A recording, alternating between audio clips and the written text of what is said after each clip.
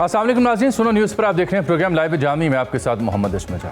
हम मुसलसल Iran America तनाज़ा और उसकी नतीजे में जन्म लेने वाली सूरत हाल पर नज़र रखे हुए अपने प्रोग्राम्स में और अपने तबसरों और तर्जियों में। वजह यह है कि उसका बराह रास्त या बिलवास्ता ताल्लुक पूरी दुनिया पर है, बिलखुसूस पाकिस्तान पर है।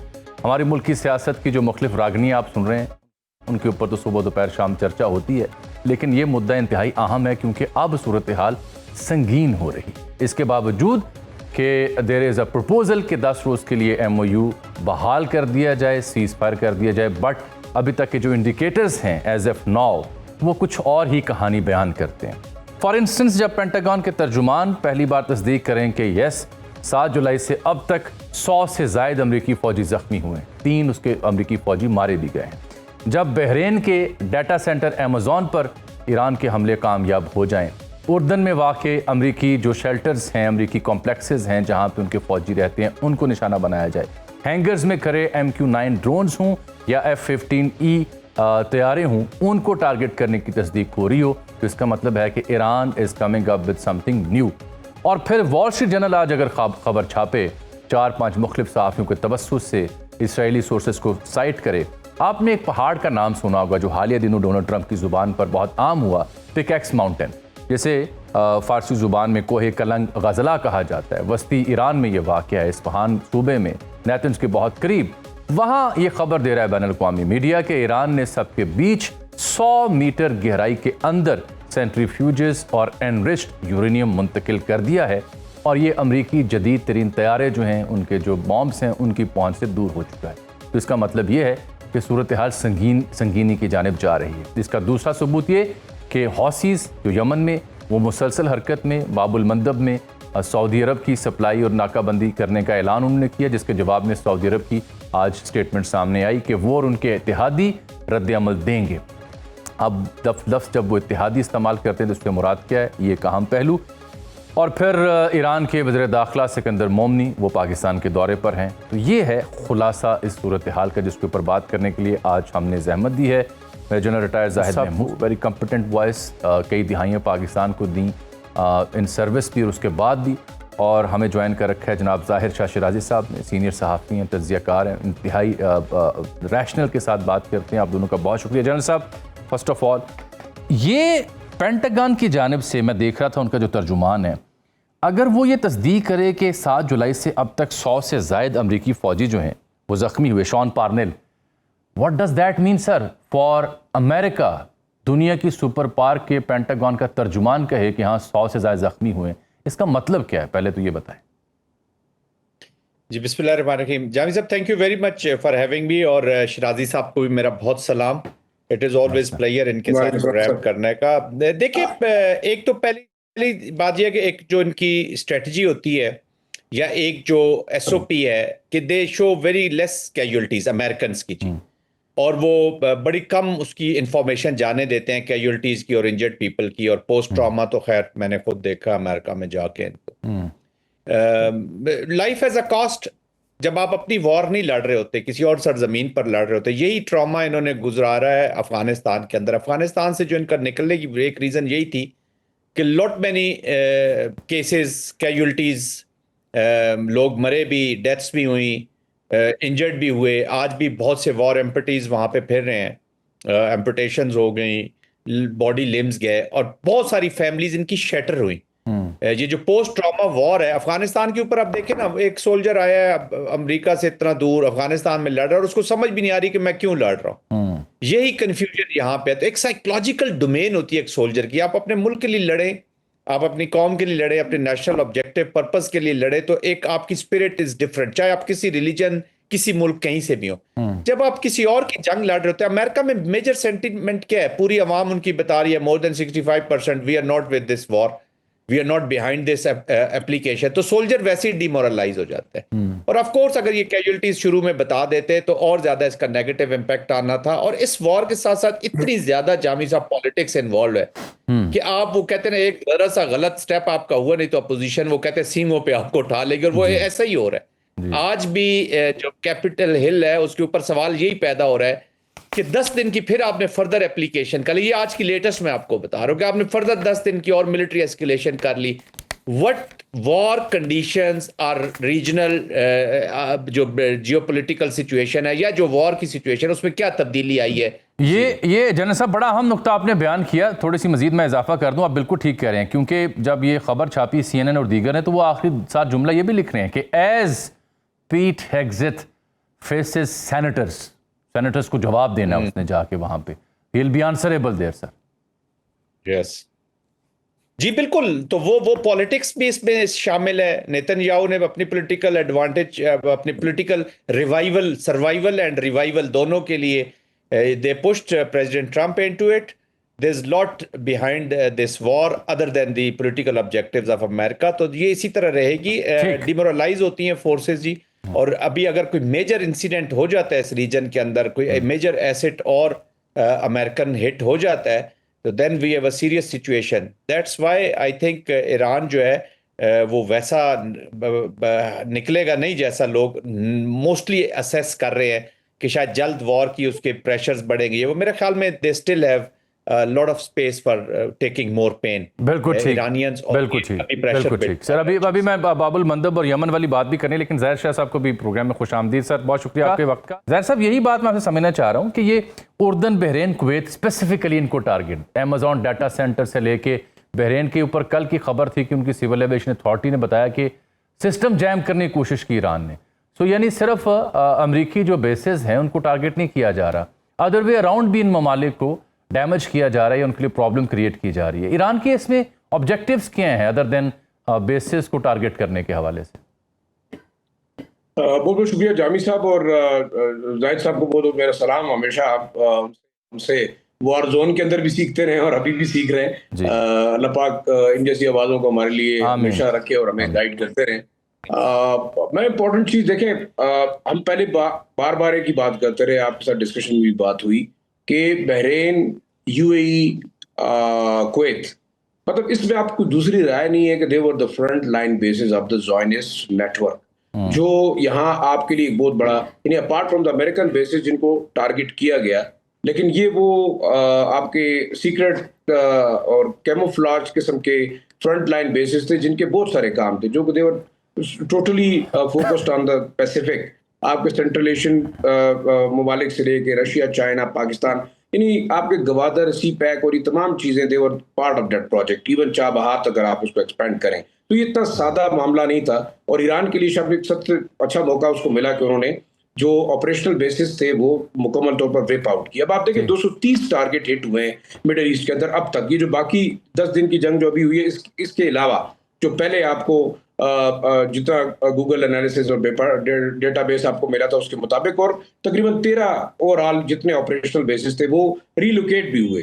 तो मेरे ख्याल में ये एक बड़ा अहम चीज है कि आपने ज़ायनिस्ट जो प्लान था एक्सपेंशनिस्ट इजराइल का, जिसमें यूएई भी बड़ा हद तक इन्वॉल्व रहा है, और यही शायद एक वो फैक्टर था जो कि इन्वेस्टिगेट करते रहे अमेरिकन को भी कि आप जब तक ईरान के साथ डील तो कर रहे हैं, लेकिन आप हमारी इंटरेस्ट को भी देखें, हमारी सेफ्टी सिक्योरिटी को भी देखें, क्योंकि आपके जाने के बाद बाकी Iran will be very powerful. अब आप देखें इजराइल के अंदर क्या हो रहा है। अब एक सवाल बारों का आप भी शायद करेंगे कि क्यों इजराइल को हिट क्यों नहीं किया जा रहा। वहां अगर देखा जाए इस वक्त मेरे ख्याल में ईरान की भी ये कोशिश है कि किसी तरीके से अपने फोकस करे कि न्यूट्रलाइज करे अमेरिकन बेसिस को, जो उसके लिए बहुत बड़ी थ्रेट है। इस दफा जॉर्डन को जो हिट कर रहे हैं, आप देख रहे हैं Jordan was the main area जहां से इजराइलीज अटैक करते, लेकिन आप जॉर्डन की सपोर्ट के लिए भी इजरायली नहीं उठ रहे। इजराइल के अंदर अपना एक आप देखें, जो नेतन्याहू ने हाल ही में जो अक्टूबर 17 के इलेक्शन से पहले उनकी पार्लियामेंट डिसॉल्व हुई और उसने कुछ कंट्रोवर्शियल लेजिस्लेशंस की।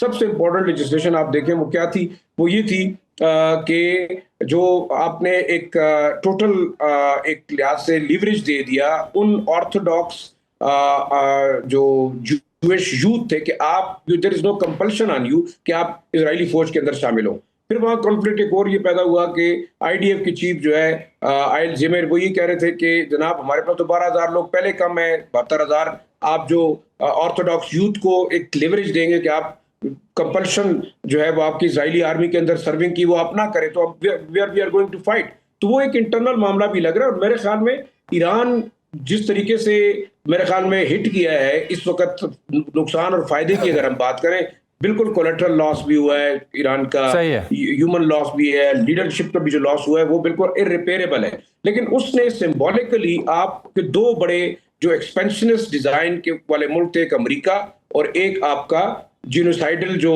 सही है, बिल्कुल ठीक। रियासत है इजराइल की, ठीक। मेरे ख्याल में उसको बड़ी हद तक आप उनके जो डिजाइन थे उनको एक लिहाज से रोका है किसी हद तक। गॉड नोस के आगे क्या होता है, लेकिन मेरे ख्याल में बड़ी हद तक Iran is now leading in a sense के अमेरिकन खुद आपके पास अभी भी शायद दे आर कॉन्ट्रैक्टिंग पाकिस्तान के, यार आप हमें फिर फेस सेविंग दे, लेकिन हु विल ट्रस्ट कि क्या आप 10 दिनों के बाद दोबारा अमेरिकन जो है वो अटैक करेंगे। मेन इशू आपका वही है कि अमेरिकन जो पॉलिसी मेकर्स हैं, अमेरिकन साथ जनरल साहब, हौसियों की जो नाकाबंदी का ऐलान है, इसके ऊपर पहले मेरी आपसे गुफ्तगू हुई। हम तो एंटिसिपेट कर रहे थे कि ये this might be the next turn, Iran led exported जो ये मिलिशिया है, लेकिन इसके ऊपर जो सऊदी अरब का रद्द अमल आया, आई एम श्योर आपने देखा होगा, सऊदी अरब और उसके इत्तेहादी, सऊदी अरब का खासा सख्त रद्द अमल आया है। जब वो अपने इत्तेहादियों का लफ्ज़ इस्तेमाल करता है तो उससे मुराद क्या है, और क्या वाकई यमन में अंसारुल्लाह ये हौसी इतनी कॉम्पिटेंस रखते हैं कि ये बाबुल मंदब बंद कर सकें, सऊदी अरब की बहरी नाकाबंदी कर सकें? अगर करते हैं तो इसके कॉन्सिक्वेंस और रद्द अमल क्या होगा? देखिए, पहले आपने बात की सऊदी अरब और इत्तेहादी, ऑल दोज जिनके इंटरेस्ट सऊदी अरब के साथ जुड़े हुए हैं और जिनके इंटरेस्ट इस फ्री वाटर के साथ है, बाबुल मंदब में, रेड सी के साथ जो भी कॉन्टेक्स्ट है, क्योंकि पूरा यूरोप से लेके एशिया तक इस रेड सी को यूज होना है, और यहीं से बाबुल मंदब, और बाबुल मंदब के इफेक्ट जो है वो स्वेज कनाल पे भी जाते हैं, इसके स्ट्रेटेजिक इम्पैक्ट जाता है, इफेक्ट जाता है। और फिर रीजनल जो पार्टनर्स है सऊदी अरेबिया के, जो ईरान की जो एक एप्लीकेशन है, कई दफ़ा हम उसको डिबेट नहीं भी कर पा सकते, वो काफ़ी अरसे से एप्लीकेशन तो है, कंटेस्टेशन तो है, और दोनों तरफ वी ऑल अंडरस्टैंड कि एक ऑलरेडी प्रिवेलिंग एनवायरनमेंट मौजूद है, तो उसी की तरफ उनका इशारा है।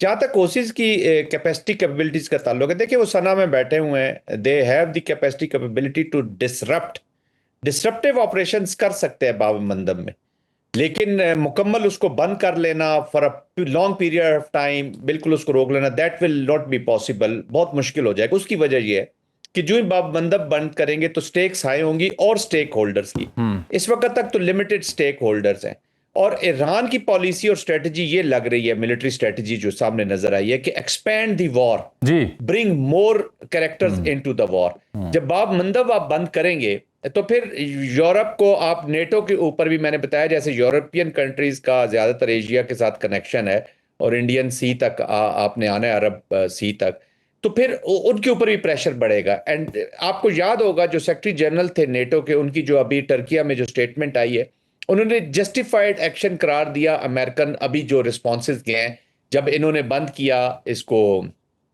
हुर्मुज को, और जो अमेरिका ने फिर किया तो उन्होंने कहा जी जस्टिफाइड एक्शन था अमेरिकन का। हालांकि नेटो पहले अमेरिकन वॉर से बिल्कुल अलग खड़ी थी, क्योंकि नेटो के अंदर एक अब सोच बिल्कुल 100% आ गई है कि अमेरिका हमेशा हमें अपनी वॉर में तो ले जाता है, and we are not accruing the results. America कहता है जी पैसा सारा मैं लगाता हूँ, और ये नहीं कर रहे। एक रिफ्ट थी, लेकिन अगेन वो वापस आए हैं एज फार एज बाब मंदब इज कंसर्न, क्योंकि यूरोपियन कंट्रीज का, नेटो कंट्रीज का उसमें इंटरेस्ट होगा, it will bring more players into it. बाकी उनके पास देखें ड्रोन भी इस्तेमाल करेंगे वो लोग, उनके पास जो मिसाइल्स भी होंगे, और फिर वो जो बड़ी फोर्सेस या प्लेयर्स जो होते हैं, जो मेन पीछे नॉन स्टेट एक्टर्स के होते हैं, दे इक्विप देम, वो लॉजिस्टिक्स भी उनकी पूरी करते हैं, चीजें भी पूरी करते हैं, they prepare them for the war. अब पाकिस्तान भी इसी तरह की एक प्रॉक्सी का सामना कर रहा है, Indian structured proxy application through Afghanistan into Balochistan, और तो आप उसके सामने नताइज हैं, तो डिसरप्शन कर सकते हैं, और इसको एक सिचुएशन जरूर क्रिएट कर सकते हैं, और फिर प्रोटेक्टिव वॉर में ले जा सकते। देखिए ना, 3-4 साल के बाद ये कॉन्फ्लिक्ट रीसरफेस हुआ है। कॉन्फ्लिक्ट तो था, लेकिन एक ठहराव आया हुआ था, रुका हुआ था, और ऑफ कोर्स फिर air strikes, Saudi Arabia will generate a heavy response to regain the deterrence, अगर वो डेटरेंस उसकी लूज होती है। ठीक, शराजी साहब आप ये फरमाएं कि इस बीच में जो ईरानी वज़ीर दाखिला पाकिस्तान आए हैं, और फिर एक प्रपोजल के 10 दिन के लिए MOU पे बहाली हो, आपने हुर्मुज़ खोल दी जाए, इसमें कोई संजीदगी लगती है, या अभी तक के जो ऑप्टिक्स मैं भी डिस्कस कर रहा हूँ, जो इन्फॉर्मेशन सरफेस आउट हुई कि नहीं, इसका इम्कान नहीं है? आपकी रीडिंग क्या है? देखिए जावेद साहब, जैसे जनरल साहब ने फरमाया, देखिए प्रॉक्सीज के जरिए आप मुख्तलिफ जगहों को डिसरप्ट कर सकते हैं। अब ईरान और जो अपना हुर्मुज़ का मामला है वो बड़ा क्लियर है। अगर आप इंटरनेशनल लॉज को देखें, जब ओमान और ईरान के दरमियान स्ट्रिप इतनी है कि they have the right over their water. अब अगर अमेरिकन यहाँ पे एक लिहाज से वो पुलिसमैन बन के रहना चाहते तो ईरान कभी नहीं मानेगा। लेकिन एक बात बिल्कुल हकीकत है, अमेरिकन भी मजीद ये अनवांटेड वॉर नहीं चाहते, क्योंकि इसराइल आराम से निकल गया है। अब क्या इस जंग को प्रोलॉन्ग करने से आया अमेरिकन के कोई अहदाफ हैं जो हासिल करें? क्या वो अपना हुर्मुज़ पे कब्जा कर सकता है? नहीं कर सकता। एक लंबी जंग अमेरिकन भी नहीं चाहते, ईरानी भी अब मजीद नहीं चाहते कि आप इसको जो है प्रोलॉन्ग करें। मतलब है उनको एक वे आउट चाहिए, लेकिन जाहिर बात है कि आपको थोड़ा बहुत, उस वक्त भी हम ये समझ रहे थे कि थोड़ी बहुत ये जो है क्लैशेस भी होते रहेंगे, अटैक्स भी ऑफ एंड ऑन होते रहेंगे, क्योंकि they want to give a message कि जंग उनमें से कोई नहीं हारा। हालांकि देखा जाए तो विजिबली नजर आता है कि मिलिटरीली जंग कौन हारा है, इकोनॉमिकली कौन हारा है, साइकोलॉजिकली इस जंग में किसको शिकस्त हुई है, और इस वक्त बैकफुट पे कौन है, इट्स वेरी विजिबल। लेकिन जाहिर बात है अमेरिकन एक सुपर पावर है, वो कभी नहीं चाहेंगे कि they would be in a position of retreat. यानी कि आपने एक चिकन फाइट तो क्रिएट कर दी। ईरान को वो शायद उस सिस्टम के अंदर लाना चाह रहे थे, लेकिन अब ये जो आपने बात की कि अगर ईरान चाहता है, बिल्कुल मेरे ख्याल में ईरान भी चाहता है, अमेरिकन भी चाहते हैं कि उनको फिर कोई एक और फेस सेविंग दे, लेकिन कौन देगा? क्या दोबारा पाकिस्तान, जिस लिहाज से आप देखिए इंटरनेशनल मीडिया हो या आपका लोकल मीडिया हो, फिर आपकी सियासी जमातें, देखिए इस हद तक पाकिस्तान गया। मेरे ख्याल में दोनों को एक बहुत बड़ी फेस सेविंग पाकिस्तान ने इस्लामाबाद अकॉर्ड की शक्ल में दी। उसके बाद ये चीजें रिजॉल्व होनी चाहिए थी छोटी छोटी चीजों के ऊपर। क्या अब अमेरिकन ये चाहते हैं कि वो पूरी स्ट्रिप को अपना हुर्मुज़ की जितना आपका साहिली पट्टी है उसको डिस्ट्रॉय करके, उसको टारगेट करके कोई अचीव कर सके? नहीं कर सके। तो वाई दिस अनवांटेड वॉर? तो मैं ये समझता हूँ कि मे बी 10 दिन का ये जो एमओयू शायद अगर इस पे एग्री होते हैं तो it's the choice of both और द विश ऑफ बोथ। मेरे ख्याल में मजीद अगर इसको कॉम्प्लिकेट किया जाता है तो लॉसेस दोनों के ज्यादा होंगे। ईरान का भी बहुत बड़ा नुकसान है। आप एक सुपर पावर है, वो बिल्कुल लगातार ठीक। रिलेंटलेस आपके ऊपर बॉम्बिंग कर रहा है, आपके इंफ्रास्ट्रक्चर, आपके पुल तबाह हो रहे हैं, आपके वाटर सैनिटेशन प्लांट्स तबाह हो रहे हैं, आपके रेलवे ट्रैक्स को टारगेट किया जा रहा है। अमेरिकन से तो कोई बताने वाला नहीं है या पूछने वाला भी नहीं है। यूएन सिस्टम रिडंडेंट सिस्टम है, जो कि एक जो कहते हैं ना कि अनड्यू वॉर इम्पोज हुई ईरान के ऊपर, उसको रोक नहीं सका। तो दुनिया के ममालिक तो ऐसे भी हैं। अब तो आपको मेरे ख्याल में रोज होके या मेहनत समाजत करके इस मामलात को ठीक करना है। ठीक। शाह साहब मेरे साथ हैं, दो मसले और हैं मेरे साथ हैं। जनरल साहब, दो बड़ी इंपॉर्टेंट जिनका मैं जिक्र कर चुका हूँ। एक, वॉल स्ट्रीट जर्नल ये दावा कर रहा है कि ईरान ने सेंट्रीफ्यूजेस को मजीद गहराई में मुंतकिल कर दिया। वो पिकैक्सी जो माउंटेन है, कोहे कोलांग गजला, वहाँ, और ये बता रहे हैं कि जी ये 100 मीटर नीचे है चट्टानों के अंदर, सबसे ज़्यादा गहराई में ले गए अब इसे।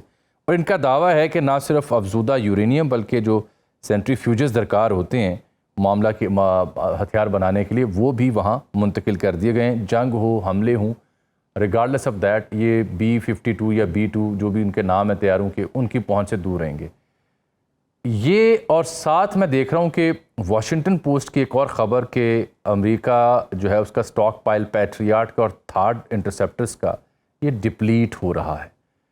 इन दोनों से क्या मुराद ली जाए? हमारे देखने वालों को आप क्या समझाना चाहेंगे?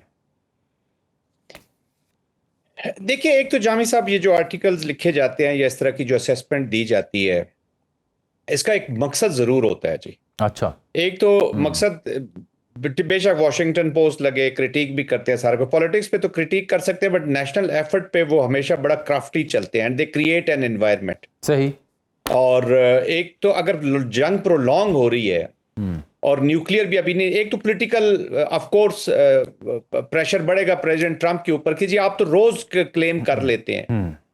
तो जो अपोजिशन है, जो लॉबीज हैं, कभी हम बात करते हैं कि जी डीप स्टेट भी कई दफ़ा आपकी इंटेलिजेंस इनपुट के खिलाफ जब आपकी पॉलिटिक्स जा रही हो, और कई दफ़ा जो लॉबीज हैं, ख़ास तौर पे जो जूइश लॉबीज हैं, वो इस वॉर को जस्टिफाई रखना चाहती हैं for the people of America, ताकि वो इस वॉर को रोके नहीं, और जो फंडिंग करनी है, जो उसके बिल्स पास करने हैं, जो और ये जारी रखे कि जी न्यूक्लियर थ्रेट अभी गया ही नहीं। और फिर ट्रंप पे भी प्रेशर रखना चाहते हैं कि अगर आपने ये वॉर ख़त्म की तो यू विल लूज पोलिटिकली।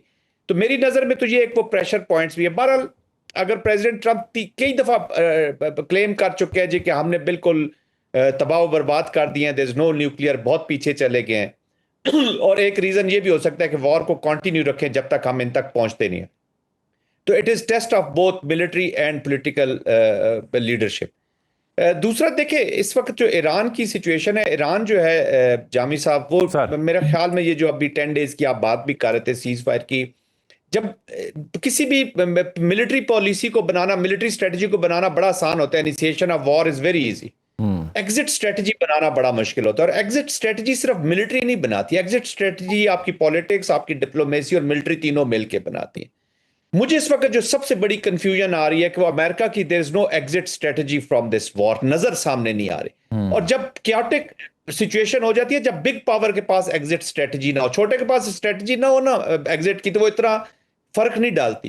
लेकिन यहां पे तो मुझे बिग पावर की एग्जिट स्ट्रेटजी नहीं नजर आ रही कि वेयर दे वांट, दे ह्यूब्रस है, आपकी मिलिट्री भी बड़ी है, डिप्लोमेसी भी बड़ी है, पॉलिटिक्स भी बड़ी है, कोलिशन भी बड़ी है, फ्रेंड्स भी बड़े हैं। Where is your exit strategy? Very true. That's why you need exit card, जिस की बात अभी शिराजी साहब कर रहे हैं, दैट इज पाकिस्तान खड़ा है वहां पे।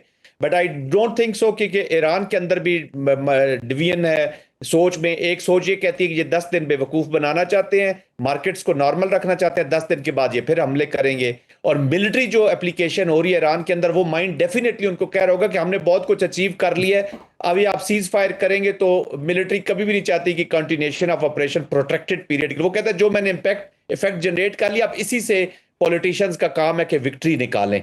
तो यहां पे जरा पॉलिटिक्स और मिलिट्री दोनों का मिलाप अमेरिका में भी नजर नहीं आ रहा और ईरान में भी नजर नहीं आ रहा कि एग्जिट लग सके इस कॉन्फ्लिक्ट को। सिचुएशन इज सो कंफ्यूज्ड है। अच्छा शिराजी साहब, ये जो ईरानी वज़ीर दाखिला हैं सिकंदर मोमनी साहब, इनके साथ ये क्योंकि टेक्निकल सतह पे मुज़ाकरात होते हैं, मैं नाज़रीन को बताऊं इससे पहले, उसको लीड करते हैं ये और वज़ीर दाखिला हैं, तो ये आए हैं, उनके साथ मुख्तलिफ वजारतों के भी कुछ अहम लोग हैं। ये सिर्फ एक नकवी साहब की दावत पे खैर सगाली का दौरा है, या मैं इसे रीड करूं वो जनरल साहब जहां बात करें 10 रोज़ा प्लान के ऊपर के, उसके साथ जुड़ा हुआ है? आपकी क्या एक्सपेक्टेशन इस दौरे से? देखिए, मेरे ख्याल में इतने हाई रिस्क पीरियड में कि जब अगर आपके मुल्क के ऊपर बमबारी भी हो रही हो, रिलेंटलेस अटैक्स भी जा रहे हो, दुनिया की एक सुपर पावर है, फिर आपके खिलाफ एक कोवर्ट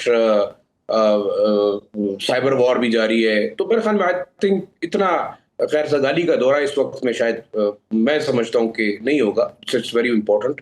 और मे भी हम दुआ भी कर सकते हैं, जैसे जनरल साहब ने कहा कि भाई वी आर एंडिंग अप। अगर आप इस वक्त मॉडर्न वॉरफेयर को देखें, पर मैं इसकी तरफ दोबारा आता हूँ, लेकिन आप देखें आपने गजा के ऊपर बमबारी कर करके 2 साल से क्या हासिल किया। एक वो लोग जो कि बिल्कुल निहत्ते थे, उनके पास एक क्लाशनकोफ होगी, एक रॉकेट लॉन्चर होगा, इससे ज्यादा कुछ नहीं है। फिर आपने देखा यूक्रेन और रशिया की वॉर में एक बड़ा फरीक एक छोटे फरीक के साथ लड़ रहा है, कोई एंड नहीं है। फिर यहाँ देखें इंडियंस अपने आप को बड़ा ताकतवर कहते रहे हैं, लेकिन पाकिस्तान से वो मतलब ना जंग जीत सके, ना उसको प्रेशराइज कर सके, मार खाते रहे। देखिए वॉर काफी ज्यादा बदल गई। ईरान बेशक इस वक्त डिफेंसिव पे है, ऑफेंसिव नहीं कर रहा, लेकिन वो ताकतवर दुश्मन जो कि चाहता है कि मैं अपने छोटे दुश्मन को जल्दी जेर कर लूं, वो कर नहीं सक रहा। तो ये एक बड़ा सवाल है कि जो मॉडर्न जंगों के अंदर क्या वाकई आपने, जैसे जनरल साहब ने कहा कि मिलिट्री स्ट्रेटेजी आपने बना ली कि हमने इन्वेड करना है, फिर आप निकलेंगे कैसे? मेरे ख्याल में अमेरिकन के लिए तो ना कोई शायद लगता है कि कोई नॉर्म्स हैं, ना कोई जंगी नॉर्म्स हैं उनके, ना कोई उनके डिप्लोमेटिक नॉर्म्स हैं, और कोई ऐसी चीज नहीं है। उनके इंटरेस्ट हैं अफगानिस्तान के अंदर। वो एक दफा जंग हार के निकल गए, एग्जिट कर दिया उन्होंने। दूसरी दफा आपने देखा, दूसरी दफा भी वो डिच करके भाग गए। लोग जो है वो जहाजों के साथ लटकते रहे, ये अपने लोगों को लेके भाग गए, इक्विपमेंट भी छोड़ के भागे। तो this is how they respond. तो आप मतलब किसी वक्त भी, जैसे कि पहले ट्रंप साहब ने कहा कि मैंने नाटेंस के जो एटॉमिक पावर प्लांट है उसको मुकम्मल निस्तो नाबूद कर दिया, फिर बुशेरा को हमने मुकम्मल तबाह कर दिया, 90% जो है ईरान की कैपेबिलिटी खत्म हो गई। जब हो गई खत्म तो उसके बाद झगड़ा है क्या? मैं ये समझता हूँ कि वही जो कंटिन्यूएशन ऑफ वॉर है फॉर पॉलिटिकल इंटरेस्ट। इसराइल का इलेक्शन भी अक्टूबर के अंदर है, आपका जो मिड टर्म इलेक्शन नवंबर के अंदर आपका अमेरिकन का है, उसका बड़ा फर्क पड़ेगा। आप उसको ड्रैग ऑन करते जा रहे हैं। बेशक आप उसको एमओयू के जरिए 10 दिन रोकें, फिर आप लेके जाएंगे। मेरी राय ये कि अगर ये 10 दिन वाला होता भी है, लेकिन फिर भी लास्ट थिंग मे बी ये कंटिन्यूएशन रहेगी up till this election. General साहब वन लास्ट थिंग, जनरल साहब की खिदमत में, जनरल साहब वन लास्ट थिंग सर, और आपका क्विक रिस्पांस मुझे दरकार होगा। ये फॉक्स न्यूज़ पे एक खातून ने लिखा हुआ है कि Trump reportedly days away from deciding whether to blow the Iran war wide open, a much larger campaign is on the table. Trump को ट्रिगर पुल करना है, इसके चांसेस हैं या ये भी बस स्टेटमेंट ही है?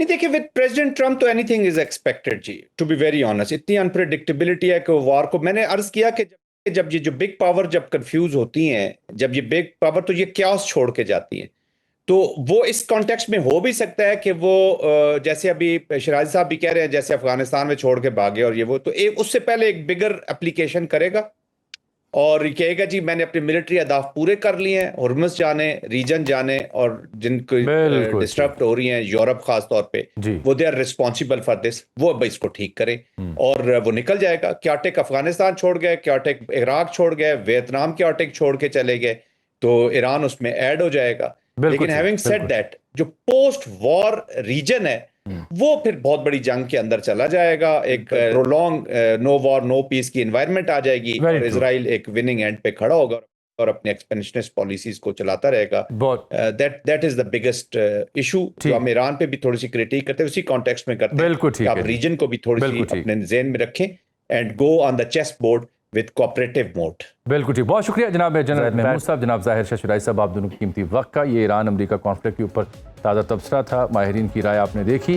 कुछ मुल्की सियासी हालात, बिलखुसूस आज़ाद कश्मीर में आज मियाँ नवाज शरीफ जलसा करने गए थे, कह रहे थे कि मैं शहबाज साहब से कहूँगा मुझे आज़ाद कश्मीर का वज़ीर आज़म बना दिया जाए। इस पर बात होगी और ये अमेरिका ईरान तनाज़े का फॉलोअप भी होगा एक ब्रेक के बाद। नाज़रीन, प्रोग्राम में आपको एक बार फिर से खुशामदीद कहते हैं। अभी हमें ज्वाइन किया है सीनियर सहाफ़ी, नामवर तज़िया निगार, कॉलम नवीस जनाब हफीज़ुल्लाह न्याई साहब। आप इन दिनों प्रेसिडेंट हैं TV टुडे।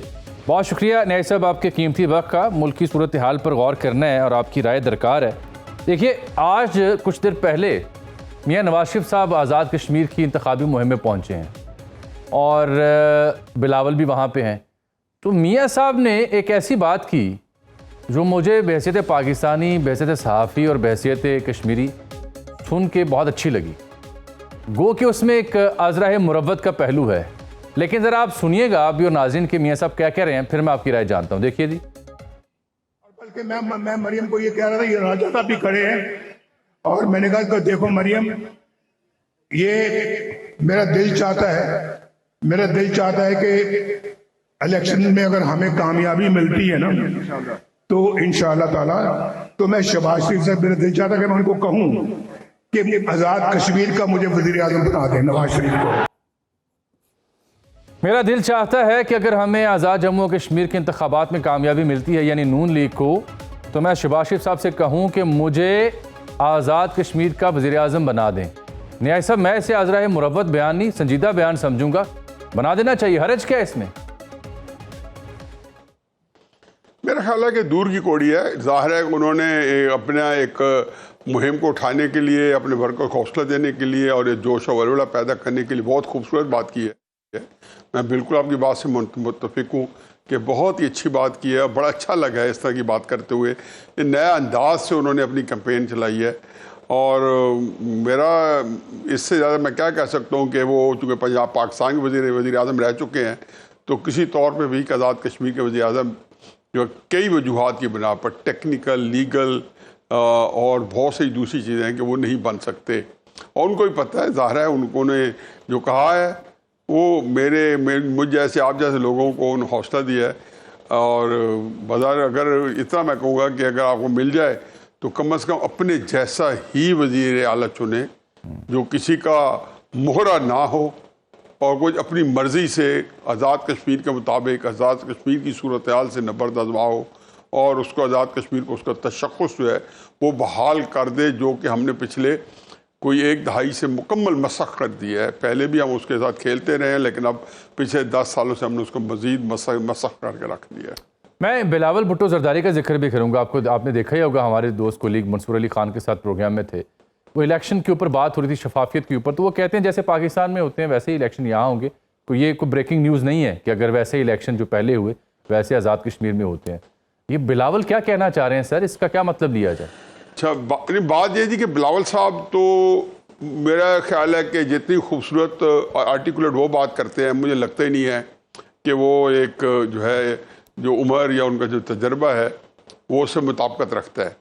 मैं अपने कॉलम में लिख चुका हूँ और मैं आज फिर आपको यहाँ पे आपके प्रोग्राम में कहता हूँ कि ये अपनी वालदा से कहीं ज़्यादा ज़हीन है और अपने नाना के हम पल्ला हैं।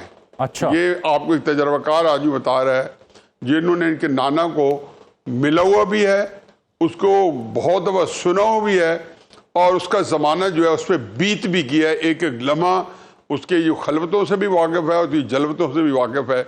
और मैं कहता हूँ कि बिलावल के अंदर जो अल्लाह ने जहानत फताना पोटेंशियल दिया सियासत का, काश के हमारे सियासतदान जो हैं बड़े से बाद एक अच्छा इजाफा हुआ है। नहीं sir, don't you think so कि ये बहुत बड़ी स्टेटमेंट है जो आप दे रहे हैं कि हम पल्ला है अपने नाना? आप लिख के ले लेंगे, आप देख लेंगे कल इनको जब कभी मौका मिला, जिसका कम इम्कान है क्योंकि पीपल्स पार्टी बदकिस्मती से सिंध की पार्टी बन के रह गई है, और आगे इनको स्पेस जो है पंजाब में अगर ना मिली तो कभी भी नहीं बन पाएंगे वज़ीर आज़म। ज़ोर ज़बरदस्ती वाले वज़ीर आज़म को मैं वज़ीर आज़म समझता नहीं हूँ, क्योंकि वो मेरे नहीं ख्याल को शौकत अजीज़ की तरह या जो है शहबाज साहब की तरह वज़ीर आला बनना पसंद फरमाएंगे। बिलावल साहब ना बनना चाहिए उनको। और वज़ीर आज़म बनना सियासत नहीं होती, सियासत कहीं उससे बड़ी है। आज भी उनकी सियासत मुझे पाकिस्तान में कौमी सतह पे बहुत बड़ी नज़र आ रही है, और मैं इसको बिल्कुल दोबारा दोहरा देता हूँ कि बिलावल जो मैं लिख चुका अपने कॉलम में, ये कई महीनों पहले, बहुत महीने पहले, साल डेढ़ साल पहले चाहे लिखा हो कि जी अपनी वालदा से वो बहुत आगे हैं। वालदा उनकी बहुत ज़हीन थी और बिलावल अपनी वालदा से आगे हैं और अपने नाना के हम पल्ला हैं। बस इतने तक मैं रुक जाता हूँ क्योंकि इससे ज़्यादा बहुत ज़्यादा मुबालगा ना हो जाए, क्योंकि हर सारे लोग शायद हजम ही ना कर पाए। नहीं वो लेकिन बिलावल ने जो बातें कश्मीर में की है, बिलावल ने बात कश्मीर में की है, उसने कमाल कर दिया है। पहली बात तो यह है कि कोई बंदा तो हो जो कि एक दरमियान का रास्ता निकाले। सही, ये क्या सियासत है कि जो एस्टैब्लिशमेंट कहती जाए आप उसको मनवान मानते हैं। मैं उनको एहतराम करता हूँ एस्टैब्लिशमेंट की सारी चीज़ों का, मैं समझता हूँ कि जायज़ हैं उनके इतराज़ात, उनकी एप्रीहेंशन, और उनके पास अंदर की बहुत अंदर की जो है चीज़ें मौजूद हैं। लेकिन मत भूलें कि हम बार बार जो है एक इंतहा पे ले जाके जब माफ़ी देते हैं तो हम ऐसी माफ़ी का भी बंदोबस्त करें कि इंतहा में जाने से पहले जामी साहब दे दी है। पता मैं अपनी बात समझा सकूं या नहीं। एक तो माफ़ी होती है कि जब एक इंतहा कर देते हैं, फिर हम एक जनरल एमनेस्टी तैयार करते हैं कि यार आ जाओ, तुम हमारे बच्चे हो, वापस आ जाओ, और वापस ले लेते हैं। बलूचिस्तान में हम कई दफ़ा कर चुके हैं। लेकिन कोई ऐसा भी हो कि उस इंतहा तक जाने से पहले हम उसको प्रिएम्प्ट करें और उनको कहें कि आप आ जाए। तो बिलावल एग्जैक्टली वो रास्ता कर रहे हैं। बहुत ज़रूरी है कि कोई ऐसा बंदा हो कि जो कश्मीरियों के जो नाराज कश्मीरी हैं, नहीं वो उससे मैं आपसे इस नुक्ते से तो मैं आपसे इत्तेफाक करता हूं। लेकिन ऐसा here comes another question for you. क्या फिर अगर इस कदर ज़हीन, फतीन और मतानत वाले और समझदार सियासतदान अगर हैं बिलावल, तो रुकावट क्या उनके रास्ते में? उनकी आला क़यादत यानी पीपल्स पार्टी की, अवाम में मैं तीन ऑप्शन देने लगा हूं ना सर। ऑप्शन क्या उनकी अपनी आला क़यादत, या अवाम में उस तरह से मकबूलियत का ना होना बहैसियत मजमूई पाकिस्तान में, या फिर अभी उनका वक्त नहीं आया कि जहां उन्हें वज़ीर ख़ारजा या पीएम बना दिया जाए? क्या तीन या चार बड़ी वजूहात हैं? मेरा ख्याल है कि जो स्टैंड उन्होंने लिया हुआ है ना, तो मुझे बहुत बड़ी इंटरेस्टिंग नजर आ रहा है। अच्छा, मतलब कि मैं अगर इसको कंपेयर करूं मुस्लिम नून के साथ, तो मुस्लिम नून जो है ना अपनी सारी कश्तियाँ जला चुकी है।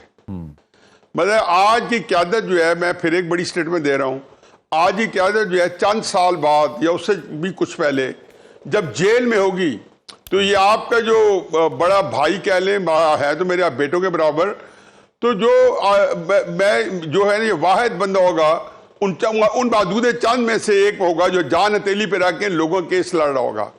लेकिन इनकी बदकिस्मती देखे मुस्लिम नून की कि अपनी सारी सियासत जो है वो बजाय नवाज शरीफ के साथ अटैच करती है या उसकी उनकी आइडेंटिटी रखती अपनी सियासत की, वो पूरी एस्टेब्लिशमेंट के हाथों जो है वो कर चुकी है या उनकी वकील बनी हुई है, उनकी वकालत है कि उनको इनकी वकालत की जरूरत नहीं है। जब इनको कोई लोग इनके ऊपर तनकीद कर रहा होता है तो मेरा नहीं ख्याल कि कोई तशवीश की लहर दौड़ती है मुख्तलिफ जगहों पे। हालांकि अगर हम खुदा न खासा इदारों पे तनकीद करें तो तशवीश की लहर जो है दौड़ती भी है, फिर हमारी बात पुरुष भी होती है, हमारी एक जो है ये हमारे से पूछ भी होती है। लेकिन इनको अब जितना मर्जी इनके ऊपर शाद भट्टी साहब को छोड़ दें, फैसल वाडा साहब को छोड़ दें, तो मेरा ख्याल है कहीं पे कोई तशवीश नहीं होती। लेकिन ये उसके बदले में इन्होंने पूरा अपना सारी सियासत जो है वो इनको उन्होंने आउटसोर्स कर दिया है या उनके लिए अपनी वक्फ कर दी है। पहली तो बात यहाँ पे इनको ख़त्म करें। अब ले आए बड़ी इंटरेस्टिंग गुफ्तगू में छेड़ दी, लंबा टॉपिक है लेकिन मैं चाहता हूँ 1-2 मिनट में समेट दूँ। बिलावल साहब को आ जाए। बिलावल साहब, मैं बिलावल साहब की कई बातें हैं जो दोहराना नहीं चाहता, आपके प्रोग्राम में गुंजाइश नहीं है, लेकिन मैं आपको 3-4 बातें बताता हूं। प्लीज। मुझे बताएं कि 6 नहरें बन गई हैं? नहीं। अच्छा, उसमें अगर नहीं बनी तो कौन रुकावट था बड़ी? बिल्कुल ठीक ठीक ठीक ठीक, आगे चले। 28वीं तरमीम आ गई है? बिल्कुल नहीं, वो उन्होंने कहा कि 73 के आइन के एम्बट में रहते हुए जो होगा वो अच्छा, 28वीं तरमीम और 6 नहरों को मौजूदा हुकूमत शद्दोमत से सपोर्ट कर रही थी? बिल्कुल कर रही थी, जो मेरी इत्तलात थी और आप भी जानते हैं किस हद तक कर रही थी। आगे आ जाए, जीपी मुस्लिम नून को मिला? नहीं, बिल्कुल नहीं मिला। दिस इज अनप्रेसिडेंटेड कि जीबी उन्होंने लिया, और अब जो मेरी अंडरस्टैंडिंग है सो फार एजेके में भी क्या नारे लगा रहे, लिया जीबी लिया और अब लगे कश्मीर। बिल्कुल ठीक, यही नारा है। तो न्याय साहब फिर ये अगर ऐसा आपके सवाल का जवाब, जी जी प्लीज, अब आपके सवाल का जवाब पहले हो जाए। बड़ा खूबसूरत आपने सवाल किया। ये वो स्पेस है जो पीपुल्स पार्टी के पास है। इमरान खान के बाद जो है पाकिस्तान के अंदर बयानिया दूसरा जो आता है, जो कि 2 पार्टियों के दरमियान आता है, जो इमरान खान के जिसके जहां स्पेस मिलेगी वो बिलावल को खुद ब खुद चली जाएगी। अगर आप नहीं समझ पाए, आप जैसे ज़हीन फतीन आदमी, तो मैं आगे नहीं, I tend to agree with you, because मैं 2017-18 से इनको देख रहा हूं, जब डिवोर्स में एक इंटरव्यू उन्होंने दिया था। सिंस देन हमारे कुछ जो अहम लोग हैं वो उनकी डिवोर्स में हुई इंडियन एंकर के साथ गुफ्तगू जो थी इंटरनेशनल अफेयर्स के, उसके फैन वाक़या हुए थे। लेकिन तब ये एतराज़ किया जाता था कि पॉलिटिकल बेस अभी उस तरह से नहीं है, एक्सेप्टेंस नहीं है।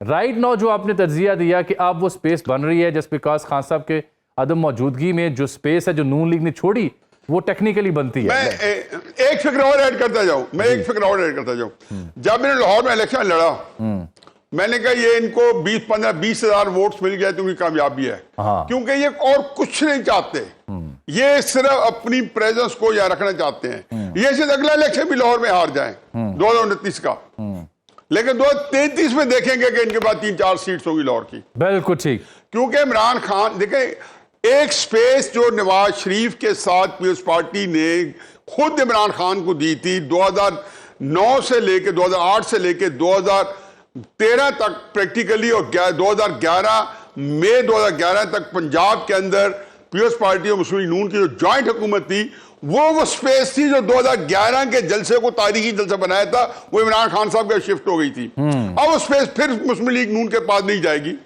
कि मुस्लिम लीग का जो बयानिया है मुस्लिम लीग नून का, ये बयानिया जिसने भी अपनाया है वो रांदा दरगाह बना है। इमरान खान बनते बनते रह गई है, चंद लम्हों पे था, दहलीज टापने वाला था रांदा दरगाह बनने की, कि मुस्लिम नून ने उसकी मदद की, हुकूमत के वो शौक गुलबोसी में कांटों में जुबान रख दी, तो उन्होंने आगे हुकूमत संभाली। इमरान खान साहब को स्पेस मिल गई अपोजिशन की, जो एक बयानी। अच्छा, ये जो आप रांदा दरगाह का जिक्र कर रहे हैं, इससे जुड़ा एक आखिरी सवाल भी ले लें।